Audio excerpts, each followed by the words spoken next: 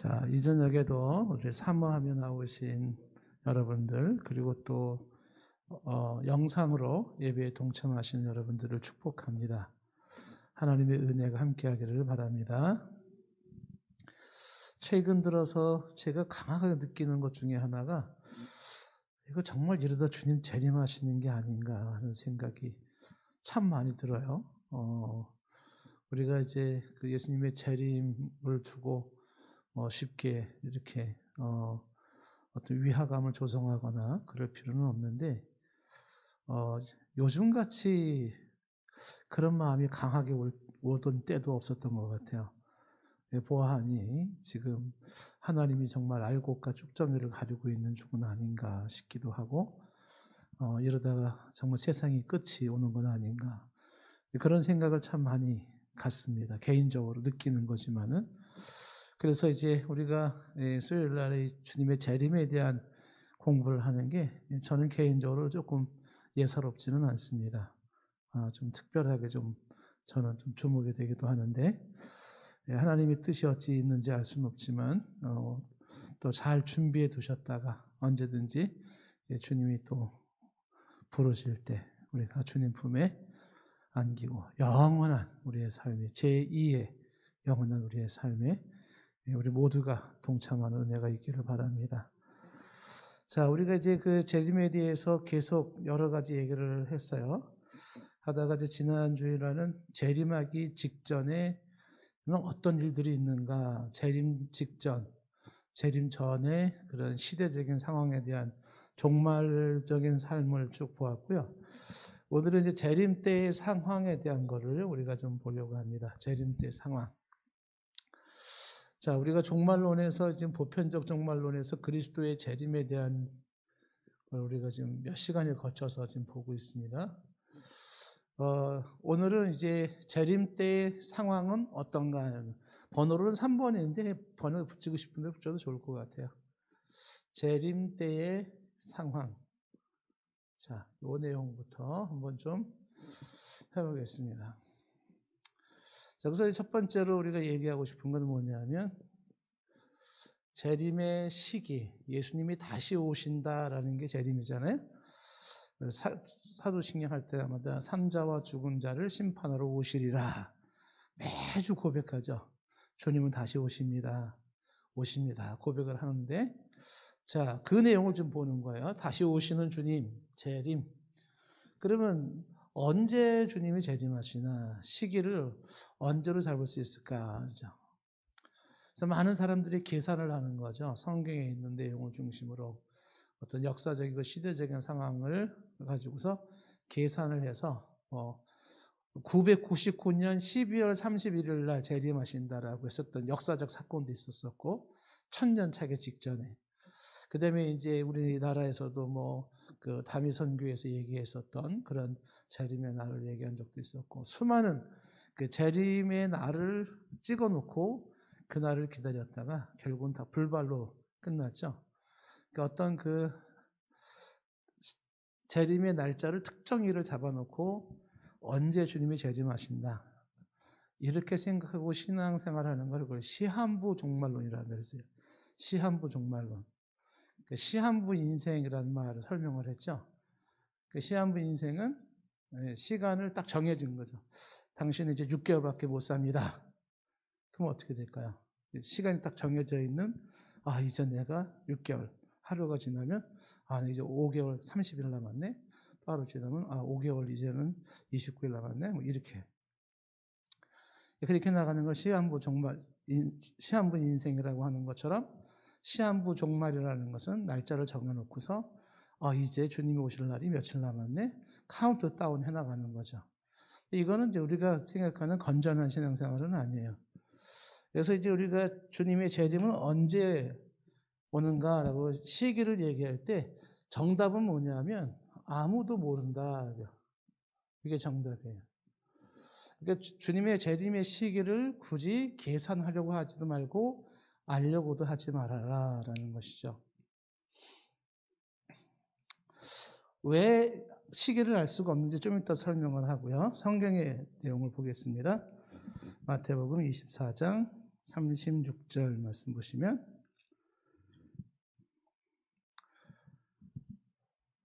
그러나 그날과 그때는 아무도 모르나니 하늘의 천사들도 모르고 아들도 모르고 오직 아버지만 아시느니라 그랬습니다. 그래서 24장이 그 마지막 때 재림과 관련된 종말의 시기를 얘기하는 그 본문이죠.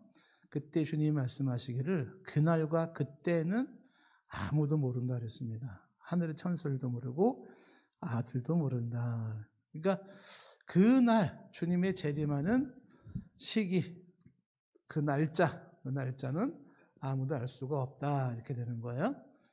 예. 자, 그리고 오늘 읽은 말씀에도 보시면은 사도행전 1장 6절에 보시면 제자들이 물었어요. 그들이 모였을 때 예수께 여짜여 이르되 주께서 이스라엘 나라를 회복하심이 이때니까. 자, 7절 다 같이 읽어볼까요? 시작.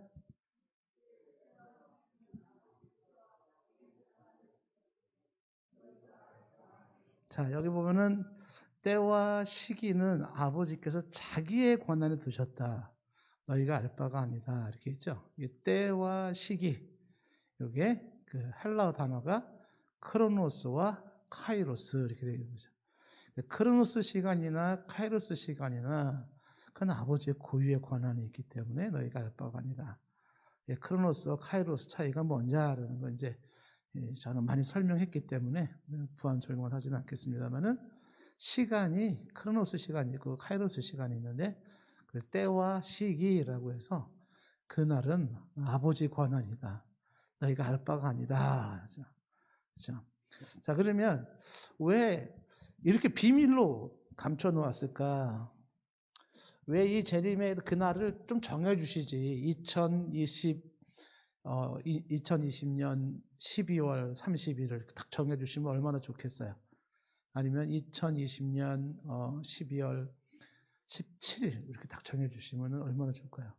근데 그 날을 정해 주지를 않으신 거예요. 그걸 비밀로 해뒀어요. 아무도 모른다 하죠. 그 이유가 뭘까? 그 이유는 뭘까요? 왜 나를 알려주지 않고 너희가 알 바가 아니다. 그날은 이렇게 얘기했을까요? 첫 번째 이유는 그날 그 마지막 때까지 마지막 순간까지 성실하지 못할까 봐 그러죠. 그러니까 마지막 순간까지 성실하도록 이렇게. 그러니까 마지막 순간까지 성실하도록 그날을 정해놓지 않는 거죠. 그러니까 지금 오늘 밤에 만약에 주님의 재림을 하신다 하더라도 우리가 가져야 될 자세는 뭐냐면 재림하시는 오늘 지금 이 순간에도 최선을 다해야 되는 거예요. 그래서 만약에 이제 날이 정해졌다. 예를 들어서 우리 김성아 집사님이 지금 기도하셨는데 김성아 집사님이 오늘 밤 12시가 주님이 재림하시는 날이 끝이야. 그럼 김성아 집사님은 뭐 할까요? 만약에 그 오늘 밤이 끝이다. 윤은옥 집사님은 뭐 할 것 같아요? 만약에 오늘 밤 12시가 주님이 재림하신다는 게 딱 정해졌어요. 나를 딱 정해놨다 그러면은 뭐 할까 하죠. 빨리 세탁소 정리를 좀 해야 될까요? 아니면은 집 청소 빨리 해놔야 되나요? 뭘 해야 될까요? 사람들이 그날이 딱 정해지면은 어떤 현상이 나타나냐면 이런 현상이 나타나는 거예요. 고린도전서 15장 32절에 이런 현상이 나타나는 거죠. 고린도전서 15장 32절. 내가 사람의 방법으로 에베소에서 맹수로 더불어 싸웠다면 내게 무슨 유익이 있으리요. 자, 그러면 뭐라고 나와요? 죽은 자가 다시 살아나지 못한다면 어떻게 돼요?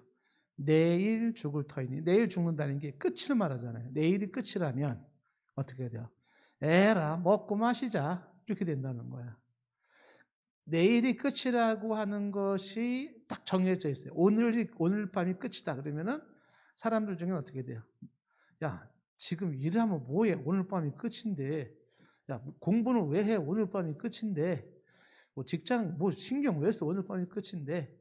빨리 더 부어라 마셔라 먹고 마시자 이게 된다는 거죠. 이런 현상을 막는 거죠. 그러니까 그날과 그 시를 딱 정해놓으니까 아까 얘기했던 시한부 종말론이 되니까 어떻게 됐어요? 아니나 다를까? 그 시한 정해진 날이 딱 점점 가까우니까는 부모들이 애들을 학교를 안 보내요. 그리고 직장 생활을 안 해요.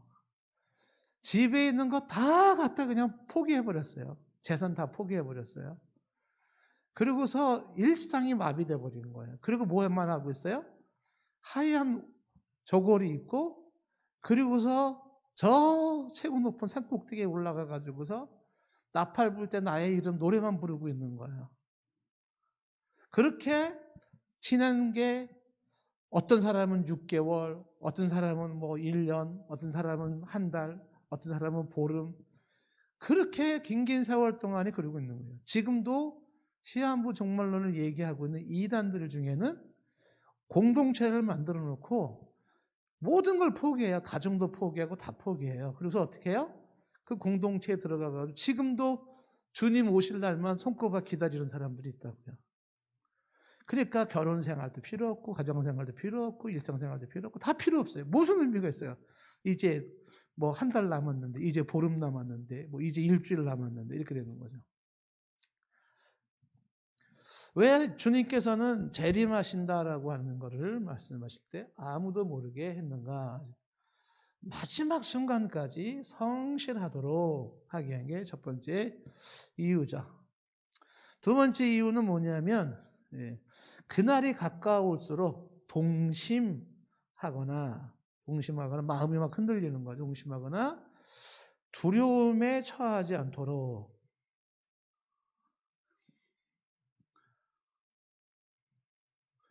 그러니까 이제 그날과 그 시가 가까이 오면은 만약에 정해져 있다 그러면 사람들이 어떤 현상이 나타나냐면 마음이 막 요동치는 거죠. 막 어떻게 이제는 막 일주일 남았는데 이제 어떻게 5일 남았네. 그리고 어떻게 나는 이것도 안 되는데 저것도 안 되는데 막 그 사람들이 이렇게 막 마음이 흔들리고 두려워한다는 거죠. 이 얘기가 데살로니가 후서 2장 1절부터 나오는 말씀이죠.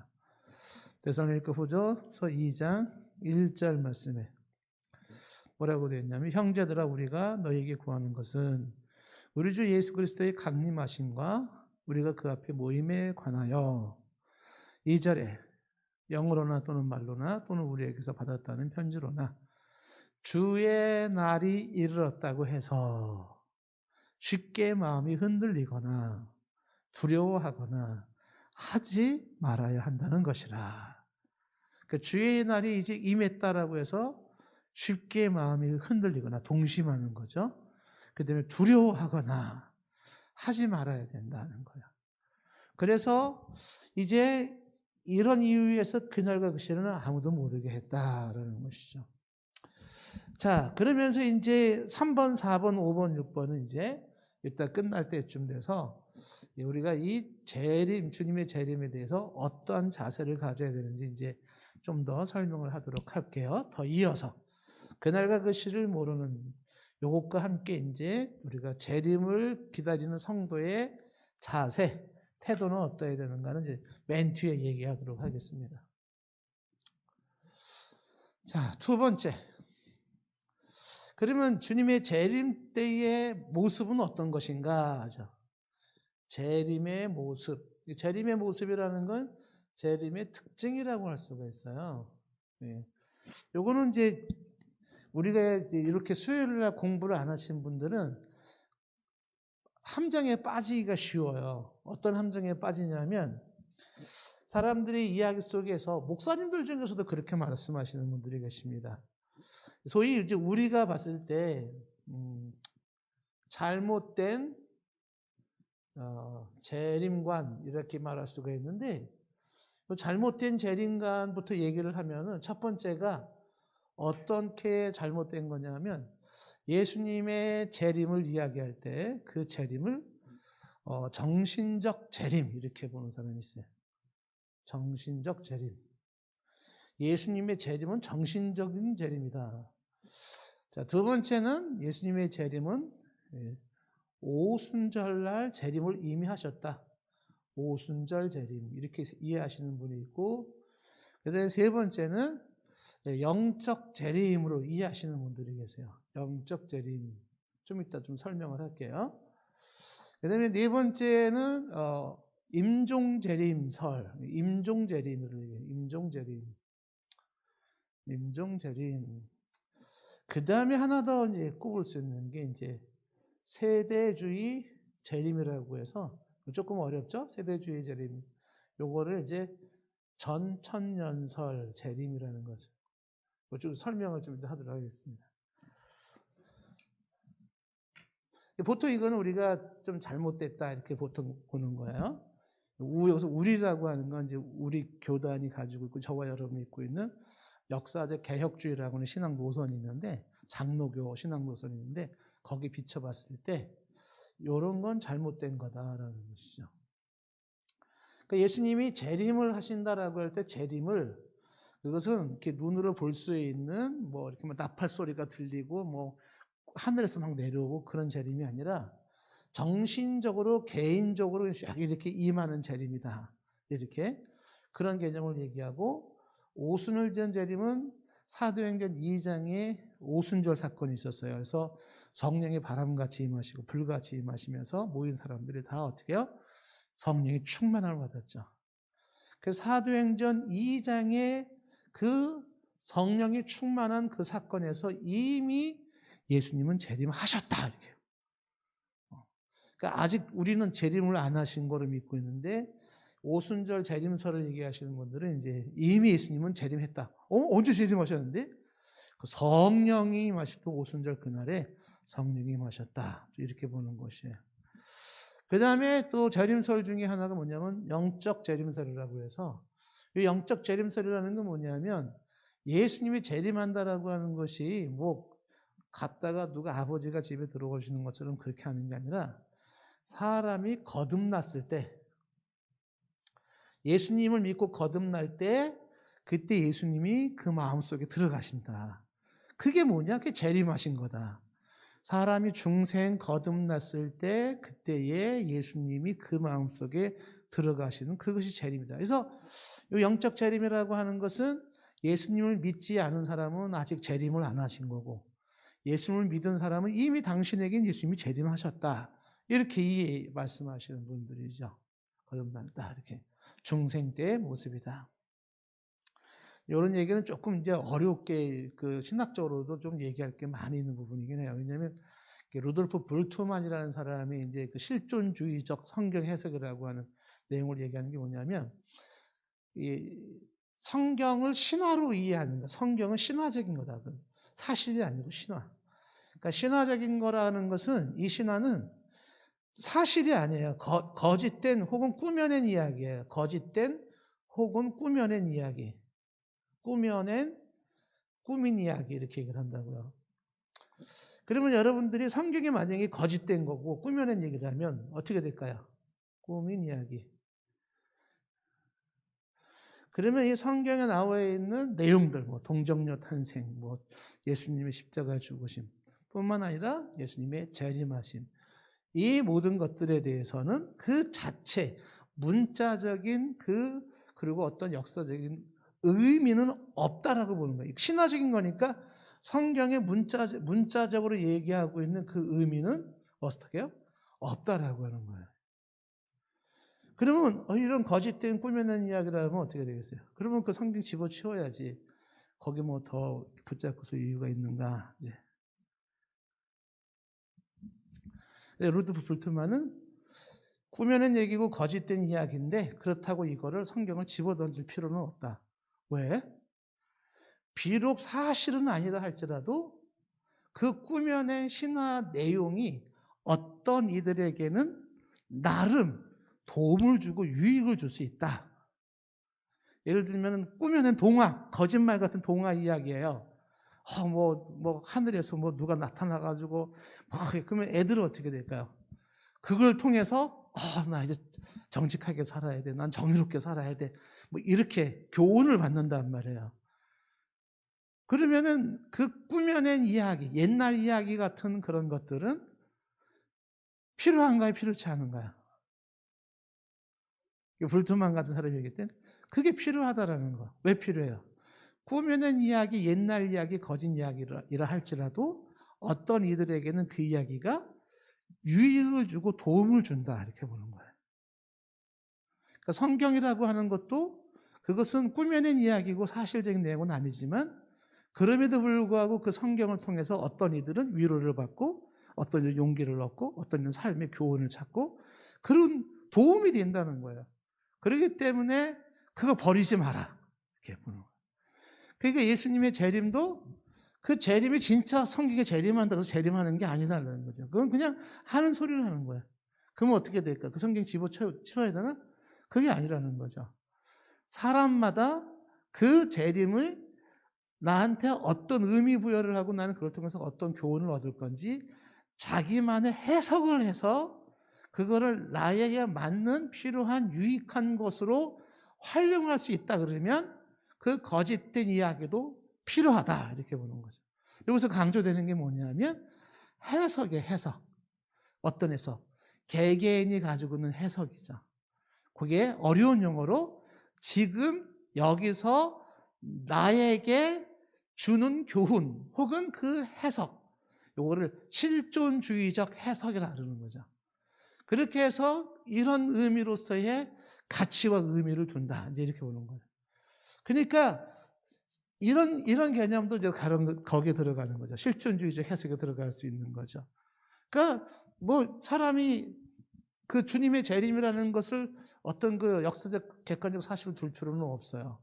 그냥 그 예수님이라는 분을 너 인생에 좀 도움이 될 만한 분으로 받아들이겠는가? 그분이 진짜인지 모르겠지만 받아들이겠어요. 그러면 어떻게 돼요?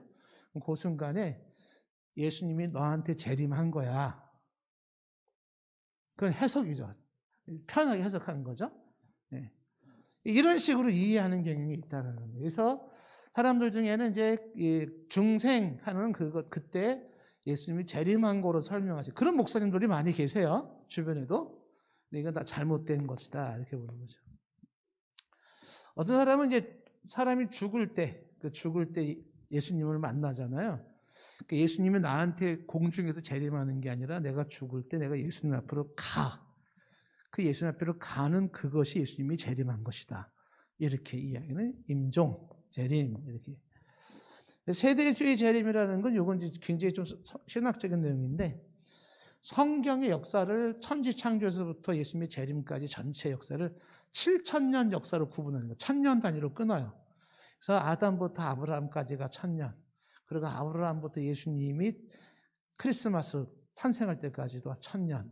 그 다음에 또 예수님께서 지금 주님 우리가 재림하시기 전까지 지금 2,000년 이렇게. 그 다음에 전 천년설이라는 게 이제 천년왕국이 있기 전에 주님이 재림하신다 이렇게. 그러니까 앞에서 6,000년의 세월이 흘러간 다음에 천년왕국 시대가 온다. 천년왕국 이렇게. 천년왕국 시대가 온다. 그래서 아담부터 예수님의 그 재림까지가 초림까지가 4,000년, 초림에서 지금까지 2,000년. 그래서 다미선교에서 요거 가지고 계산을 해가지고서 이제 2,000 나를 연대를 정한 거였었어요. 그러니까 이렇게 해서 초림까지 4,000년, 초림부터 재림까지 2,000년, 그리고 천년왕국을 얘기한다라고 했었을 때에 주님의 재림이 언제다 이렇게 날이 잡아주는 거죠. 중요한 건 뭐냐면 천년왕국이라고 하는 게 있기 전에 주님이 재림하신다. 이렇게 얘기를 하는 거죠. 전천년설. 이 전천년설이 이제 조금 더 복잡하게 좀 들어갈 수가 있어요. 지금 이제 세대주의적 전천년이 있고 역사적 전천년설이라는 게 있는데 세대주의적 전천년설과 역사적 전천년설의 차이점이 뭐냐면 이 천년왕국이라는 걸 얘기했을 때 세대주의에서는 여기 사이에다가 텀을 하나 둬요. 7년의 텀을 둬요. 7년. 그 7년. 이 7년이 뭐냐면 이게 대환란 시기 이렇게 보는 거예요.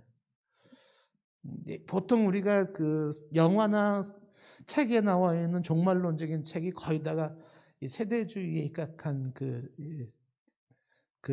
종말에 관한 영화나 책들이에요. 그 예수님이 여기서는 재림이 어떻게 되냐면 예수님이 재림하면 이때 재림과 함께 땅에 있는 사람들이 휴거가 된다. 그 다음에 7년 대환란을 겪게 되고, 그 다음에 주님이 두 번째 2차 재림을 하고 2차 휴거를 한다, 이렇게. 그리고 나서 2차 재림 휴거 이후에 백보자 심판을 한 다음에 천년왕국이 이루어진다, 이렇게. 이런 식으로 이제 얘기를 하는 것이죠. 근데 이건 이제 우리들의 입장은 아니에요. 우리 교단 목사님들 중에서도 뭐 이렇게 이해하시는 분들도 계시는데, 이런 건 아니다. 좀 복잡하죠? 이런 거 다 잊어버리고, 그러면 재림할 때의 모습은, 그러면 우리는 어떻게 모습을 얘기하고 있는가? 얘기를 할 때 지금 저렇게 얘기하면 안 되고, 첫 번째, 성경적인 우리가 알고 있는 예수님의 재림은 특징, 그게 뭐냐면 첫 번째가 육체적 재림이에요. 육체적 재림. 그 육체적 재림이라는 것은 다른 말로 말하면 요거를 뭐라고 말하냐면 가시적 재림이라 그래요. 가시적은 볼 수 있다. 육안으로 볼 수 있는 육체 재림. 그 옛날에 예수님께서 살아계셨을 때 지자들이 예수님과 대화했잖아요. 예수님을 만져봐라 막 이렇게도 하고 했잖아요. 이렇게 눈으로 목격하고 예수님이랑 같이 지내면서 대화하면서 지냈던 그 제자들의 그때처럼 예수님의 재림은 그런 육체를 가지고 있는, 그러니까 지금 못자국이 나여 있고 창자국이 있는 그 육체적으로 오시는 거죠. 이게 첫 번째 특징이다. 왜 그렇게 얘기할까요? 오늘 성경이 그렇게 말하고 있다는 거죠. 사도행전 1장 11절. 다 같이 읽어볼까요? 한번 시작.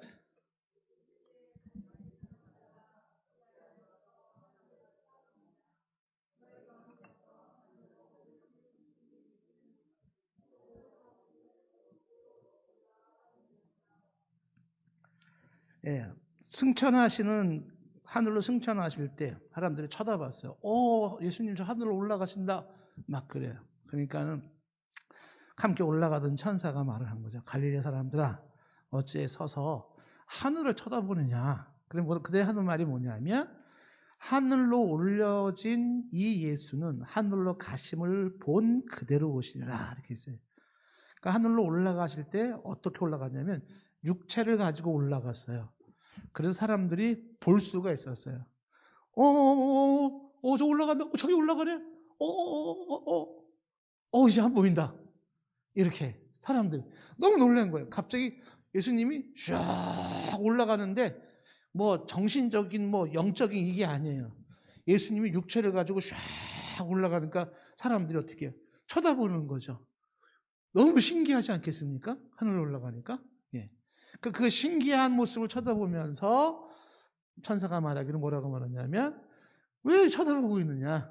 하늘로 가심을 본 그대로 오시리라.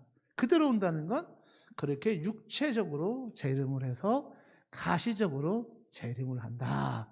이렇게 말씀하고 있어요. 그래서 우리는 성경에 이런 말씀을 근거로 예수님은 이렇게 재림하는 게 아니라 사람들이 볼 수 있게끔 육체적인 재림을 하신다. 이렇게 이해를 하는 것이죠. 계시록 1장 7절도 보시면, 계시록 1장 7절. 볼지어다 그가 구름을 타고 오시리라. 여기서 구름은 상징적인 의미가 아니고 진짜 구름이라고 보는 거예요. 구름을 타고 오시리라. 그 다음에 뭐라고 되냐면 각 사람의 눈이 그를 보겠고, 각 사람이 눈이 그를 본다. 그를 찌른 자도 볼 것이고 땅에 있는 모든 족속이 그로 말미암아 애곡하리니 그러하리라. 땅에 있는 사람들이 애곡하는 건 이제 그때가 마지막 심판 때이기 때문에 그래요. 여기서도 강조하는 게 뭐냐면 각 사람의 눈이 그를 보겠다, 이렇게 말을 하고 있어요. 그래서 사람들이 볼 수 있게 뭐 영안으로 본다 뭐 이런 게 아니야. 그냥 사람들이 쫙 보는 거죠. 그러니까 이제 사람들이 궁금해하는 게 있어요. 그러면 이게 뭐야? 그를 찌른 사람도 본다 그랬고, 그다음에 각 사람이 본다 그러면 지구의 인구가 70억이라 치면은 70억 인구가 어떻게 볼까요? 뭐 신기하네. 그게 참 재미난 얘기를 하는 거죠. 지구가 둥근데 우리가 지금 여기 있다. 대한민국이 예를 들어서 뭐 여기 대한민국에 내가 이렇게 있다고 가정을 해봐요. 이렇게. 예. 그러면 지구 반대편은 보여야 안 보여, 우리가? 우리 지구 반대편이라 그러면 뭐 브라질 정도가 된단 말이에요. 그 반대편은 안 보여. 그럼 이쪽으로 재림하실 때 여기 사람도 어떻게 볼까요? 사람들이 참 별 고민을 다 하는 거죠. 그럼 각 사람이 다 본다 그랬으면 다 봐야 되는데, 그러면 이쪽에 오시면 저쪽 지구 반대편 사람들은 못 볼 텐데, 뭐 이런 생각을 하잖아요. 예. 근데 그건 이제 우리가 생각하는 인간적인 걱정이죠. 그러니까 이제 한 분은, 어느 목사님은 별 걱정 다 한다고. 요즘 그 인공위성 촬영으로 동시 방향이 얼마나 잘 돼 있는데 별 걱정 다 한다고. 그렇게 얘기하시는 분 계세요. 이렇게 막 동시에 그냥 쫙 전 세계로 방송하는 뭐 그런 얘기를 하는데 꼭 그런 식은 아니어도 주님의 재림이 이쪽에 오든 이쪽에 오든 간에 중요한 것은 사람들이 다 볼 수 있게끔 재림을 하신다는 것. 그건 하나님께서 하실 수 있는 일이에요. 어디서나 볼 수 있는, 그죠? 그러니까 재림이라고 하는 게 시간적 개념이 없어지는 것이기 때문에 어디에서나 볼 수 있는 공간, 시간의 개념이 없어져 버리는 거야. 지금 우리는 시간과 공간의 개념을 가지고 있기 때문에 시간, 공간을 초월하는 것은 상상을 못 해요. 근데 그게 없어지는 시간이기 때문에 어디서나 볼 수 있다라. 근데 그래서 일단은 볼 수 있다라고 하는 그런 내용을 우리가 참고할 수 있겠고, 어떻게 보냐라고 하는 것은 그리 걱정할 문제가 아니다라는 것이에요.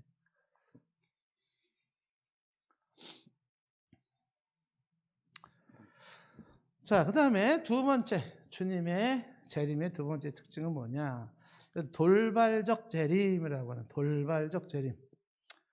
돌발적 재림이라고 하는 것은 갑작스러운 재림이다라는 거죠.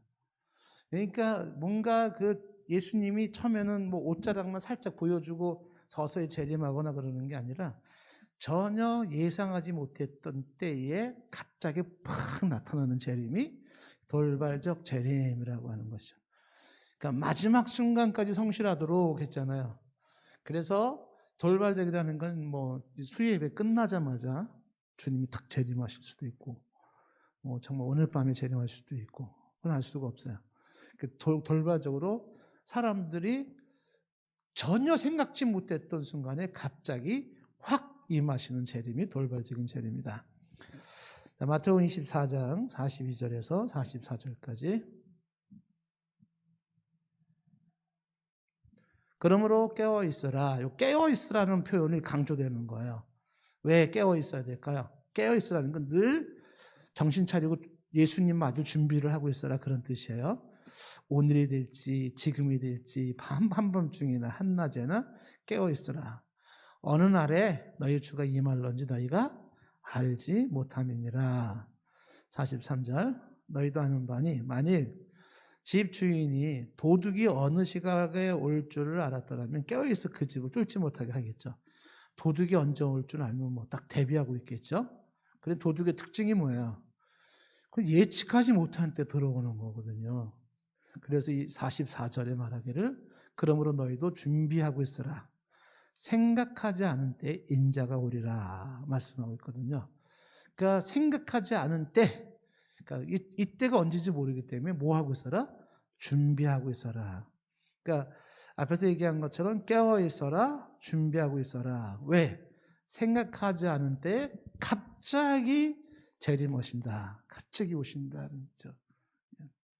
그래서 이제 어리석은 처녀와 슬기로운 처녀 중에 비유적으로 얘기할 때도 어리석은 처녀는 갑자기 오시는 신랑을 준비를 못한 거죠. 기름 준비를 못한 거잖아요. 그러니까 늘 지금이더라도 주님이 오시면 맞을 준비를 하고 있어요. 깨어 있고 준비하고 있어요. 이건 뭐예요? 기름을 준비하고 있는 거잖아요. 주님 지금이라도 오시면 저는 아멘 할렐루야 그러고 주님 맞을 준비가 되어 있습니다. 그렇게 인생을 살아가라 하는 거죠. 그렇게 인생을 살아가라. 마지막 순간까지 주님 오실 그때를 준비하면서 주어진 삶을 열심히 살아가는 거예요. 일상을 열심히 살면서도 항상 뭘 가지고 있어요? 동시에 주님 맞을 준비를 하고 있는 거죠. 언제든지. 그죠? 예. 이제 슈거라는 그 책을 보면은 그 책이 제가 고등학교 때인가 그 책을 보고 아주 굉장히 공포스러웠던 적이 있었는데, 세대주의에 입각한 요 스토리를 가지고 이제 만든 책이에요. 어네스트 슈거라는 책. 근데 그 책은 소설로 만들어졌는데 거기 소설이 처음에 뭐라고 되어 있냐면 속보가 나오기 시작하는 거예요. 각 그 뉴스에 긴급 들어온 속보를 말씀드리겠습니다. 그래서 여기저기서 막 속보가 나오기 시작하는데, 예, 갑자기 수만 명의 사람들이 증발해버린 현상이 벌어졌습니다. 갑자기. 그러면서 공중을 날아가던 비행기가 갑자기 기장이 사라져 버렸어요. 그래서 비행기가 방향을 잃어버리고 흔들리고 있고, 기차나 버스가 가다가 기사가 갑자기 없어져 버렸어요. 그래서 충돌 사고가 나기 시작하고 파선을 하고 탈선을 하고, 그러면서 여기저기 처처해서 그런 비극의 소식들이 속보로 막 나오기 시작해요. 나오기 시작하고, 어느 집에서는 엄마가 아기의 우유를 타고 주려고 됐는데 옆에 누웠던 아기가 없어져 버렸어요. 그리고 같이 자고 있던 사람들 중에 남편, 부인이 갑자기 없어져 버려요. 경찰서에 신고하고, 그러면서 여기저기 아수라장이 벌어지는 현상이 속보로 막 나오기 시작해요. 경찰 당국은 그 원인이 뭔지, 이게 누가 꾸며낸 이야기인지 사실을 규명하는 중에 있다 얘기를 하고 있고, 일부 크리스찬들의 말에 의하면 예수라는 그분이 재림해서 휴거가 일어났다고 하는데 사실 규명을 다 알아봐야 되겠다. 그리고 막 여기서 불나고 뭐 사고 나고 막 터지고 막 이런 현상이 막 벌어지는 그 일로 이제 그 휴거라는 책이 나와요. 그러면서 그 책을 보면서 아주 막 너무너무 막 스릴이 있었어요. 그래서 그 다음에 이제 요 이론대로 말한다 그러면 7년 대환란 동안에는 무시무시한 괴물 같은 사람이 나타나가지고서 이제 사람들을 고문하기 시작하고 죽이기 시작하고, 특히 예수 믿는 사람들을 죽이기 시작하는데 처참하게 죽이기 시작하고, 그 다음에 짐승의 표를 받게 하고 막 이런 게 나오는 거죠. 근데 그거는 이제 소설로 사람들의 경각심을 심어주는 모습이긴 한데, 근데 중요한 건 뭐냐면 주님의 재림이 여기서 공감할 수 있는 게 뭐냐면, 그 휴거라는 책에서 공감할 수 있는 게 뭐냐면 돌발적으로 주님이 재림한다라고 하는 것이죠. 그러니까 어느 순간에 갑자기 현재 상태에서 모든 순간이 돌발적으로 주님이 재림함으로써 하늘로 올림을 받아 휴거하는 사람, 간 사람이 쫙 가는, 같이 일하던 노동자가 갑자기 사람이 없어져 버린다든지, 선생님이 학생을 가르치는데 선생님이 갑자기 사라져 버린다든지, 학생이 막 없어진다든지 막 이런 일이 벌어질 수도 있고, 그러면서 나타나는 사회에 아주 대혼란의 현상은 있을 수 있겠죠. 그러니까 이런 돌발적 재림이라고 하는 건 갑작스러운 재림인데 그것이 언제인지를 모른다. 그런데 항상 그날을 준비하고 있어라. 항상은 뭐예요? 24시간 365일까지 항상 준비하고 있어라. 그리고 항상 깨어 있으라. 언제 올지 모른다는 거예요. 성경이 이제 그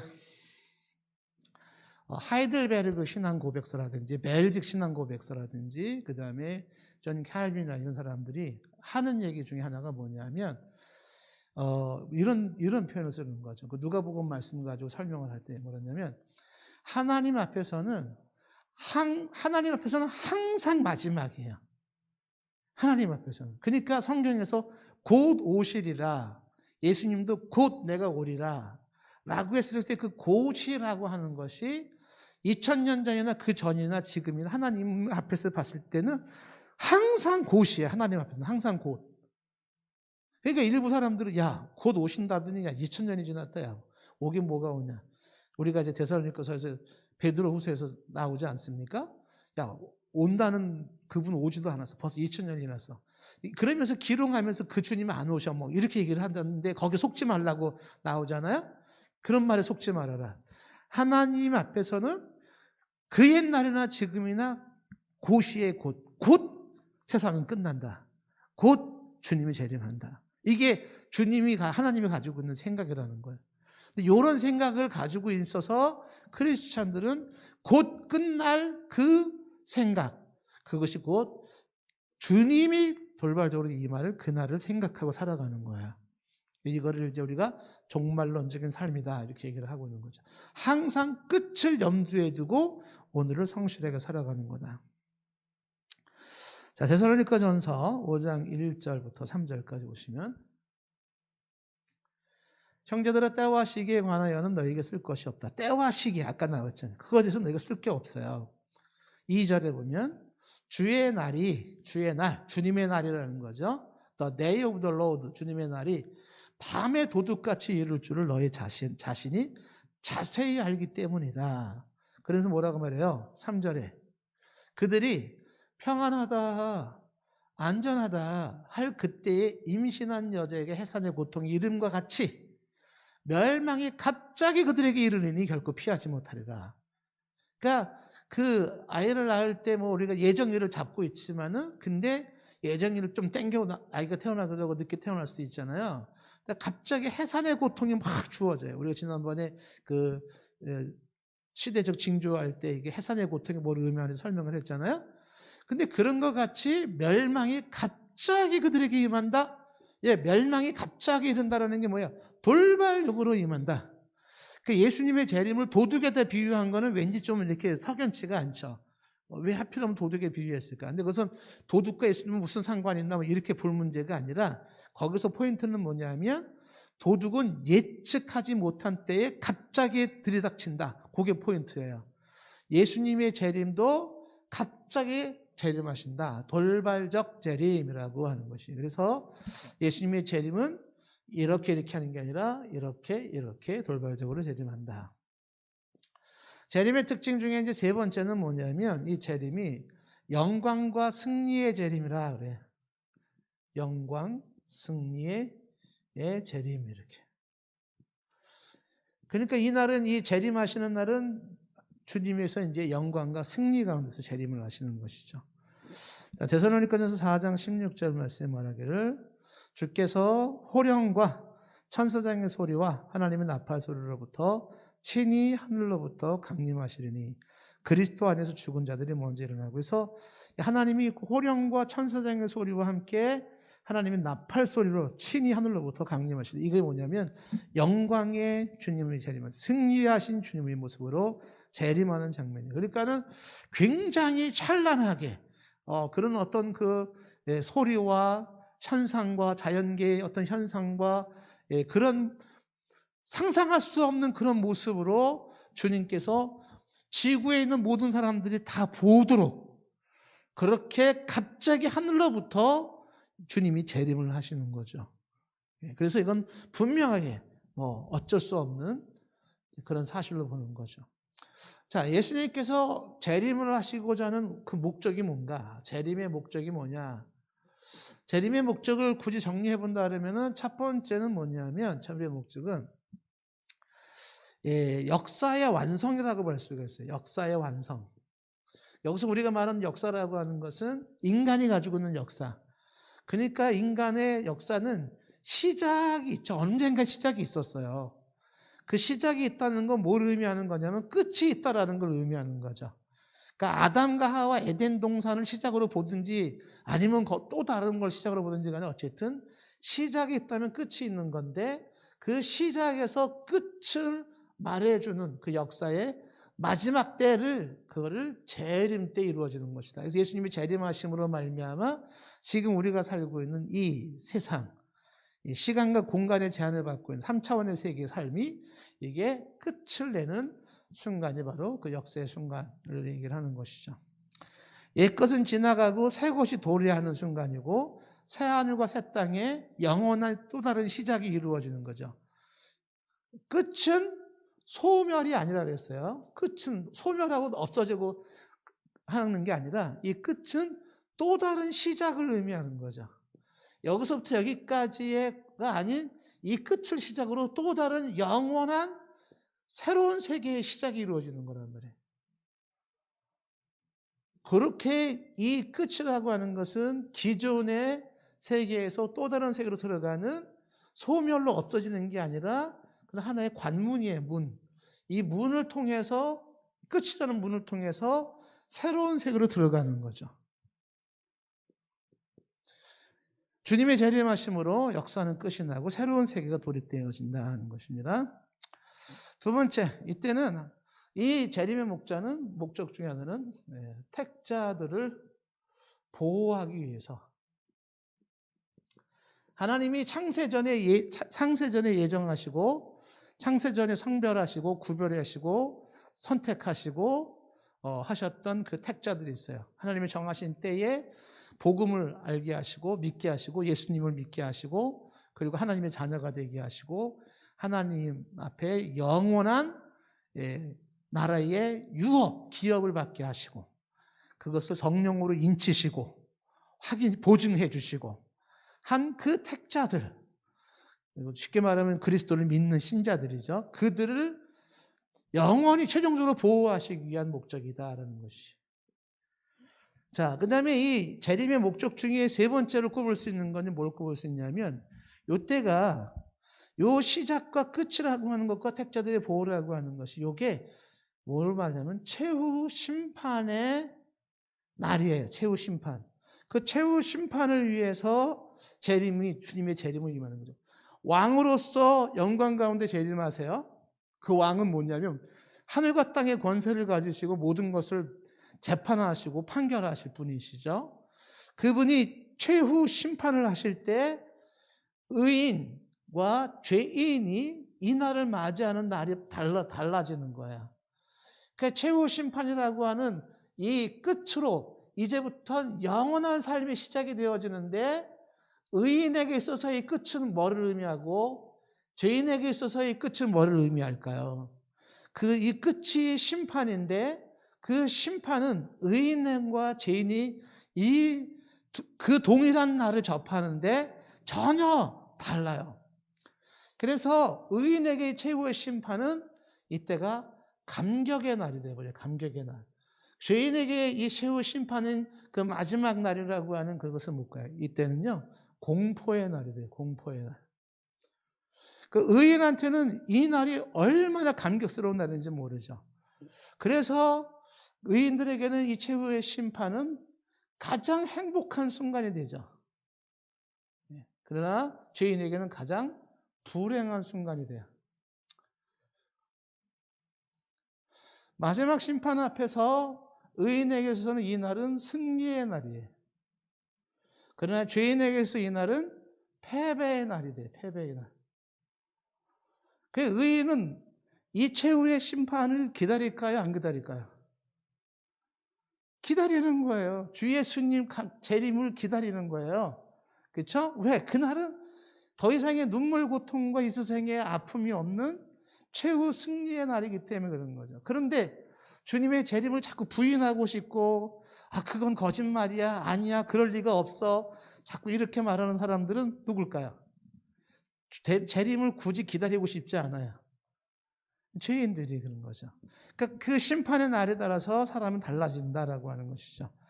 그래서 의인은 그날에 위로받는 날이고, 최종 심판을 받는 죄인들에게서는 그날은 비극의 날이 되는 거죠. 자, 이렇게 얘기를 하고 있다. 그러면 이제 마지막으로 오늘 이제 얘기로서 재림의 상황에서 네 번째로 생각해 볼 수 있는 게, 그러면 재림에 대한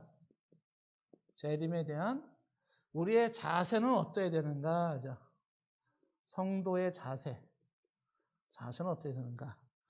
여기서 이제 두 가지를 얘기한 것처럼 이어서 좀 얘기를 한다 그러면은 어떻게 얘기할 수 있냐면, 첫 번째가 뭐냐면 주님의 재림은 분명해요. 근데 그것이 언제인지는 알 수는 없어요. 그리고 분명하게 이렇게 모호하게 재림하시는 게 아니라 이렇게 분명하게 재림을 하세요. 그리고 그때 모든 것은 끝나고 다시 새로 시작이 되는 거죠. 이런 모습 속에서 성도는 그 주님의 재림하실 날을 생각하시면서 첫 번째 자세는 뭐냐면 주님의 재림을 기다리면서 오늘에 충실하는 거죠. 오늘에 충실하는 거는 지금 현재에 충실하는 거예요. 현재에 충실하라. 현재에 충실하라. 그러니까 아까 왜 아무도 모른다고 했어요? 동심하지 말라고, 두려워하지 말라고 했잖아요. 그러니까 또 주님이 재림하니까 어떻게 해요? 야, 이제 주님이 재림하신대. 그러니까 이제 야, 영어 공부하지 마. 수학 뭐하러 해? 이렇게 하지 말라는 거죠. 항상 주님의 재림을 염두에 두고 하나님 앞에서는 항상 지금 곧이에요. 곧 세상이 끝난다. 곧 주님이 재림하신다. 하나님 봤을 때는 그런 상황에서 우리는 주어진 주님이 정말 이런 모습으로 찬란하게 임하기 전까지, 내가 하늘로 쫙 들림받는 그 순간까지 주어진 하루에 충실해야 돼요. 집에 밀린 설거지 빨리 해놔야 되고, 빨래 다 지금 해놓고, 청소도 해놓고, 빚 갚을 거 갚고, 이렇게 다 지금 해야 되는 거예요. 히브리서 3장 13절 말씀에 오직 오늘을 일컫는 동안이죠. 오늘을 일컫는 동안에 매일 피차 권면을 해야 돼요. 너희 중에 누구든지 죄의 유혹으로 완고해지지 않도록 해라. 오늘을 일컫는 동안, 그 오늘이라고 하는 그것이 중요한 거죠. 주변 사람들, 야야야, 내일까지 미룰 거 아니야. 감사할 것은 지금 감사하고, 그 다음에 지금 할 거 있으면 지금 해. 선을 행할 수 있는 게 항상 있지 않아. 지금 안 하면 선 못 행해. 지금 감사 못하면 너 감사 못해. 너 지금 회개기도 안 하면 회개 못해. 오늘을 일컫는 동안에 피차 권면하면서 오늘 우리가 마땅히 해야 될 것들에게 성실해라. 이렇게 얘기를 하고 있는 거죠. 두 번째 재림에 임하는 자세는 뭐냐면, 그렇죠, 항상 깨어 있어라. 아까 얘기했죠. 깨어 있어라. 그러니까 항상 깨어 있으라는 건 준비하고 있어라라고 하는 거잖아요. 깨어 있어라. 여기서 깨어 있으라라는 건데, 베드로후서 3장 3절에 보시면 먼저 이것을 알지니 말세에 조롱하는 자들이 오잖아요. 자기의 정욕을 따라 조롱하면서 4절에 이렇게 말해요. 주께서 강림한다는 약속이 어디 있냐? 조상들의 잠후로부터 만물이 천창주를 때까지 다 그냥 있다. 그래서 쭉쭉쭉 얘기를 하는 거죠. 8절에 사랑하는 자들아, 주께서는 하루가 천년 같고 천년이 하루 같다. 하나님 편에서는 어떻다고? 항상 고시의 곧. 우리는 1000년, 2000년이지만 하나님은 하나의 0.0001초도 안 되는 한순간에 불과한 거예요. 그래서 9절에 말하기를 주의 약속은 어떤 일이 더디다고 생각하는 것은 더딘 게 아니라 주께서 너희에 대해서 오래 참고 계시는 거죠. 왜? 아무도 멸망하지 않냐고 다 회개하게 이르기를 원하시느니라. 10절에 그런데 주님의 날이 도둑같이 임하게 된다. 그때 하늘이 큰 소리로 떠나가고 물질이 뜨거운 불에 풀어지고, 이 물질이 풀어진다는 게 뭘 말하는 걸 설명을 했어요. 물질을 구성하고 있는 기초 단위 원소 자체가 다 풀어져 버리는 거예요. 이 세상이 새로운 세계로 만들어져 가기 위해서 기존의 것들이 싹 새롭게 리모델링이 되는 거죠. 물질이 뜨거운 불에 풀어지고 그 중에 있는 모든 일이 드러난다. 11절 이 모든 것이 이렇게 풀어지리니 너희가 어떤 사람이 되어야 마땅하겠느냐. 어떤 사람이 되어야 돼요? 오늘도 거룩한 행실과 경건함으로 살아가는 거야. 그러니까 주님의 재림을 기다리는 사람은 마지막 그 순간까지 하나님이 나를 향한 기대가 뭐예요? 거룩한 행실과 경건함이거든요. 거룩함과 경건함으로 나아가는 거죠. 계시록 16장 15절 말씀에 보라 내가 도둑같이 오르리니 누구든지 깨어 자기 옷을 지켜 벌거벗고 다니지 아니하면 자기의 부끄러움을 보이지 아니하는 자가 복이 있다. 계시록 16장 15절에 벌거벗고 다니지 말아라. 예, 주님이 오실 때까지. 그 다음에 계시록 3장 3절 말씀에 보시면 어떻게 됐냐면 그러므로 네가 어떻게 받았으면 어떻게 들었는지 생각하고 지켜 회개하라. 만일 일깨지 않냐면 내가 도둑같이 이르리니 어느 때 내게 이르는지 내가 알지 못하라. 뭐예요? 어느 때 말할지 알지 못하니까 뭐하고 있어라? 회개하고 있어라. 야고보서 5장 8절 9절 2절 말씀에 너희도 길이 참고 마음을 굳게 하라. 주의 강림이 가까우니라. 그러니까 어떻게 해요? 주의 강림이 가까우니까 하나님 편에 봤을 때는 고시잖아요. 9절 말씀에 그래서 어떻게 형제들아 서로 원망하지 마라. 그래야 심판을 면하리라. 심판주가 문 앞에 서 있다. 언제까지 원망하고 있을래? 그 원망하지 마라. 그러니까 최후 마지막 순간까지 깨어있어 살아가는 삶이라는 게 경건과 거룩함으로 살아가는데 원망하지 마라. 주께서 강림하실 때 가까웠고 문 앞에 서 있다라고 이야기를 하고 있는 것이죠. 그래서 깨어있으라라고 하는 것을 강조하는데 왜 깨어있으라는 게 강조되냐면 이게 재림에 대해서 사람들이 무감각하다라는 거예요. 사람들이 재림에 대해서 무감각한 상태에 빠져 살아가요. 아까 말한 것처럼 야 그런 게 어디 있어. 오신다고 했는데 안 왔어. 오긴 뭐가 옛날에 지금 똑같아. 자꾸만 이러는 거죠. 온다 하는데 오긴 몰라. 그런 사람들이 재림에 대해서 감각이 없어지기 시작하는 거죠. 이러다가 쿵 하고 떨어지면서 재림하시면서 이제 아이고 어떡하지? 이렇게 돼버리는 거예요. 그래서 하나님 앞에서 택함 받고 말씀을 깨어있는 사람들은 어떻게 해요? 항상 깨어있어서 지금이라도 주님이 오실 거를 맞이할 준비를 하고 있는 거예요. 이게 깨어있고 준비하고 있는 모습이잖아요. 같은 맥락에서 얘기하는 것이 뭐냐면 성도가 가져야 될 자세가 뭐냐면 세 번째 자세가 뭐예요? 그날을 사모하는 거죠. 그날을 사모하라. 그날을 어떤 날? 주님의 재림을 사모하라 하는 거예요. 주님의 재림을 사모하라. 그날을 사모하라는 거예요. 그러니까 그날을 기다리라. 아까 보세요. 주님이 재림하시면 여러분은 좋아요, 감격해요, 공포스러워요, 행복해요, 불행해요? 그 주님의 재림하시는 마지막 날이? 의인의 삶에 있다 그러면 그날을 어떻게 해요? 손꼽아 기다리겠죠. 내 주님 어서 오시옵소서, 빨리 오세요, 나는 기다리고 있습니다, 이렇게 되지 않겠어요? 근데 예수님을 안 믿는 사람은 어떻게 될까요? 야, 그런 소리 좀 하지 마, 주님 좀 지금 안 왔으면 좋겠어, 나중에 왔으면 좋겠어, 맨날 이러지 않겠습니까? 그러니까 성도는 예수님을 믿음으로 말미암아 죄사함을 받고 하나님의 자녀가 됐고 하나님의 나라의 그런 상속자로서 유업으로 약속받았고 그다음에 성령 인침받은 사람이기 때문에 주님의 날을 사모하면서 하루하루 살아가는 거예요. 그날을 사모하라라고 하는 것이죠. 머리를 들고 그날을 바라보며 살아가라. 이게 아까 얘기했던 하이델베르그나 별직 신앙 고백서 누가복음 21장 나온 말씀을 가지고 나오는 거예요. 베드로 3장 12절 말씀에 이렇게 되어 있죠. 하나님의 날이 임하기를 어떻게 하라? 바라보고 그 다음에 간절히 사모하라. 그날을 바라보면서 간절히 사모하라. 그날이 어느 날인데요? 하늘이 불에 타서 풀어지고 물질이 뜨거운 물에 녹아지는 그때예요.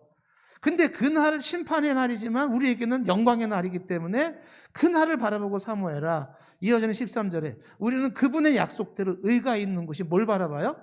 새하늘과 새 땅을 바라보는 거잖아요. 그 심판으로 이 세상에 죄악된 거, 더러운 거, 슬픔과 눈물과 고통과 질병이 모든 걸 다 쓸어버리고 더 이상의 눈물과 고통이 없는 영원한 새 하늘과 새 땅이 주어지는 그 마지막 심판의 순간, 재림의 그날을 우리는 어떻게 해요? 그날을 바라보고 사모하면서 그날 나아가라, 이렇게 말하는 거죠. 베드로전서 4장 7절 말씀에 만물의 마지막이 가까웠으니까 너희들은 뭐하고 있어라? 정신을 차리고 있어라. 근신하고 기도하고 있어라 하는 거죠.